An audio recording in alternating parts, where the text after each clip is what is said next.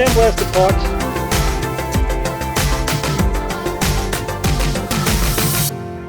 About an hour of sandblasting right here.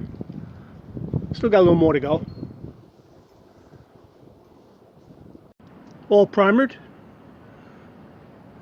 Self-etching primer from Home Depot, works really good.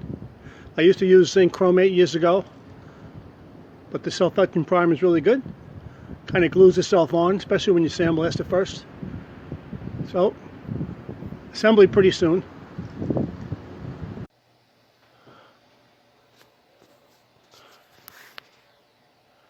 Somebody put a rubber plug under the thermostat cover, blocking the passageway here. A hell of a time getting it out. First time I ever seen that. For some reason, maybe they just didn't want to run the thermostat anymore and they wanted to block it off. But if I run no thermostat, I don't block anything off. You really got to look this stuff over when you rebuild a motor. Pretty crazy.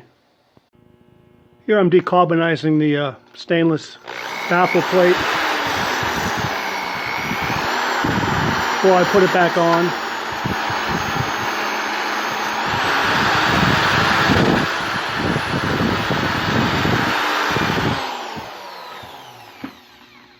Pretty much do it to all my motors.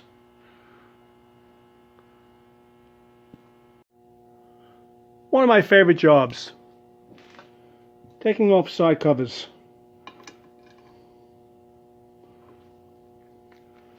Plenty of heat.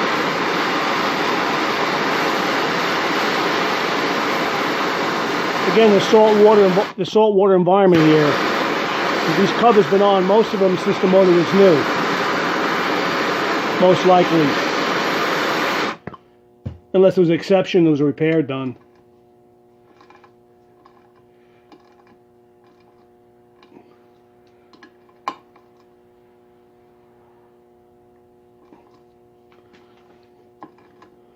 So far we're doing good. Those two are loose. This one's stuck.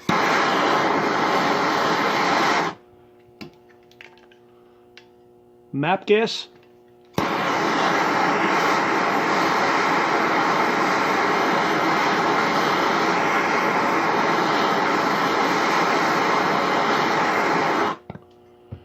I'll continue going around the horn and I'll tell you how long it takes me. Plenty of heat and patience is the key. Just my advice.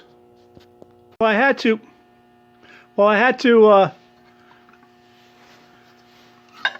I want to save these panels from the original block. The exhaust cover and the baffle plate. The block is scrap. But I did break one bolt, and then two I had to drill the heads off. Really stuck on there. And plus I'm scrapping the block. I don't want to spend too much time on it. But it took me probably 40 minutes just to save the baffle plate and the cover. A lot of heat, time consuming. But that's that. So the block came from the scrap yard about over 20 years ago, and now it's going back 20 something years later. Is that ironic or what? Alright, to the next clip. Carbon I scraped off by hand with a small screwdriver inside the exhaust area on the block.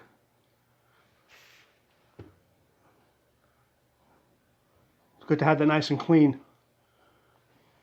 And then after I sandblast the block, I actually boil it on a pot. Anybody want some block soup? You can see all the crap. I blew it out real well, but that don't do it justice. You got to really boil it out. Then I power wash it, and then I actually, repeat the process again. Just keep blowing it out and power washing it after I initially boil it out from sandblasting. Gotta love it. So here I'm putting the needles in the crank, setting the pistons. I already put the pistons in. I use 2 screwdrivers, the chamfer on the top of the cylinder, and just push them in. I don't use a ring compressor. And then I put all the bearings in, 14 on each journal. What I'll do is I'll rotate it after I put them in, I actually do it twice before I put the cap on finally, to make sure I got 14 needles in each cap, in each set of cages. And then I'll put the cap back on, the dimple up. Dimple always goes up. Where's the dimple? There it is right there. Dimple up. This way you don't have any problems with it mating properly. And then I'll torque it down.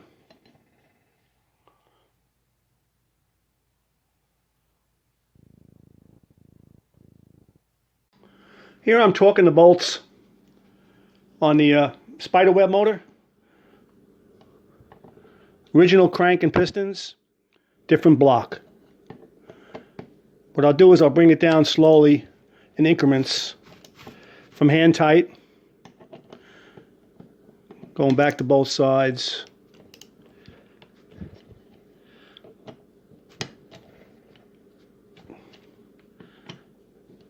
Like 3 times on each bolt. Then the last time I'll bring it up to torque.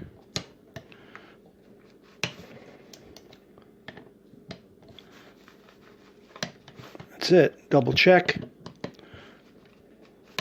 That's it. Same on the other side.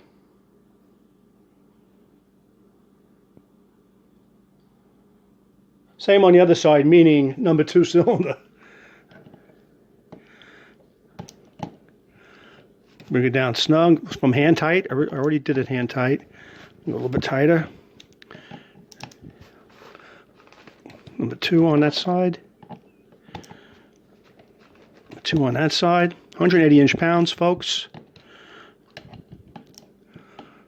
And the last time I'll bring it to torque. There's the click. There's the click. I double check. Click.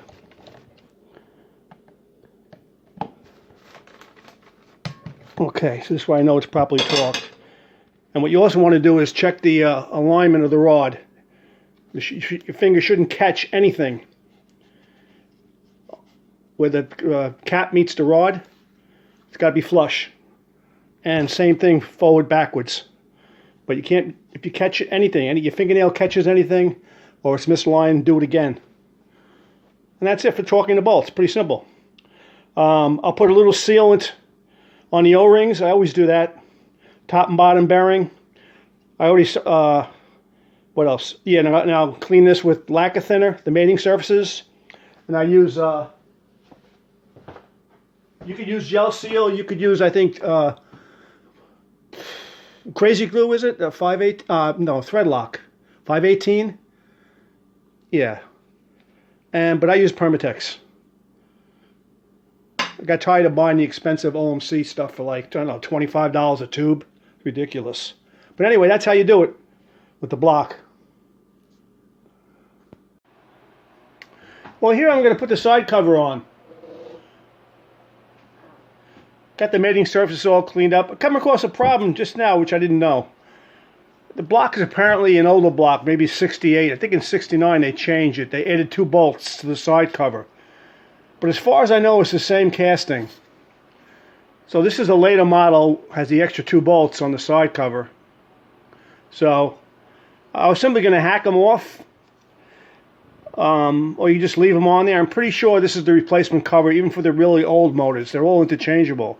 The only difference is they added those 2 bolts for better sealing characteristics, you know.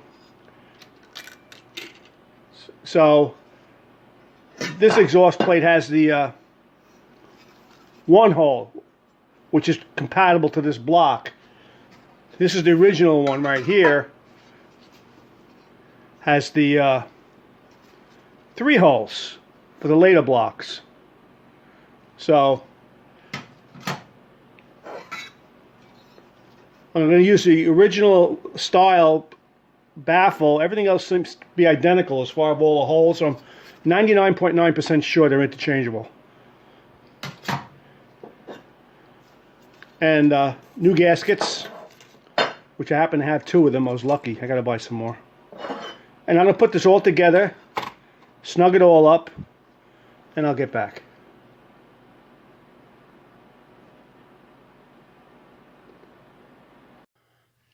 So here I got the bolts all snugged up, tightened. 4 or 5 foot-pounds if you want to get technical about it. 60-inch pounds. I use the calibrated hand. Start from the center and work out. But next is to paint it, and I have to sandblast the lower pan still and put it back together. I had a couple setbacks with this motor. That's why it took so long to get another video out. I ended up changing the piston. I put the motor together and it had kind of low compression, one cylinder, so I changed the number 1 piston with the same rod. And a little bit here with the problem with the side covers being an older 18, probably a 68 block. Didn't have the extra bolt holes like I mentioned before. So there was one other setback too. I'm trying to think what it was. Oh, the front cover. The block cover to the one I replaced the original with, the original block of front cover, wasn't the proper front cover, so the pins didn't line up. So I was putting the motor totally together. I had the gasket sealant and everything in place, and the 2 pins wouldn't line up. So it was the wrong, somehow got mixed up. So I went through all my stock, and I have about 20 blocks probably, and some of them were matched together, and others are just separate. So somehow they got all mixed up through the years. So I spent about a half hour to 45 minutes matching the ones I matched 7 of them up. I took the 2 pins and I went and just lined everything up and marked everything. So I don't have this problem again. But luckily, this front half, probably out of about 5 or 6 block halves I tried, the pins lined up with the back. I couldn't find the original cover for the replacement power head in the back. So, again, I was very lucky. Most people out there will have to swap blocks. Keep the, if you can, always keep the front half and the back half, matched up. But you'll have that problem. I didn't have the problem because I had so many blocks, and luckily I found one that's close, and the pins lined up. As you can see, the pins are in on both sides, and then I torqued up the bolts. But that was just another setback. So it took, weeks, a period of weeks, and very cold weather here too. So it been in the single digits and teens. So I can't work in the garage too much. Anything below 30 degrees, my heating system doesn't work too well out there. So, but I apologize for taking so long to get another video out, because I know some people out there anyway, like to see what's going on with my adventures. So I thank you again for watching, and stay tuned for the next video. So it should be out in a week or so, and we'll take it from there. So happy outboarding, and thanks a lot. Have a good day. From the Outboard Tinkerer.